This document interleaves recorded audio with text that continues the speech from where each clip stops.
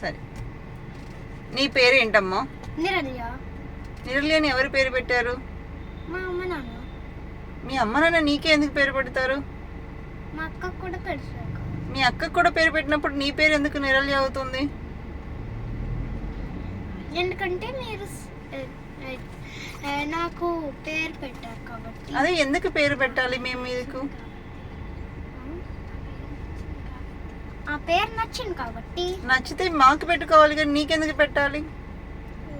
ఎందుకంటే మీ అమ్మ నాన్న మీకు పెట్టలా, అందుకే నాకు పెట్టారు.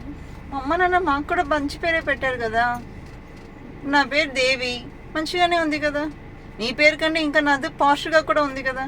ఓన్లీ అంటే లగ్జరీ. పాసా? ఈ పాసా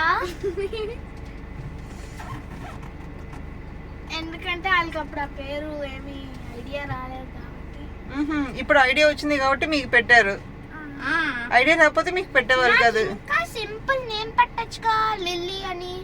లొల్లి చేయకుండా ఇప్పుడు అడిగేదానికి చెప్పు. లిల్లీ అని పెట్టచ్చుగా నాకు.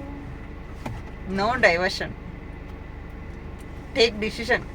నీ పేరు ఏంటి? నా పేరు లిల్లీ. నీతో నాకు అవ్వదు లొల్లి.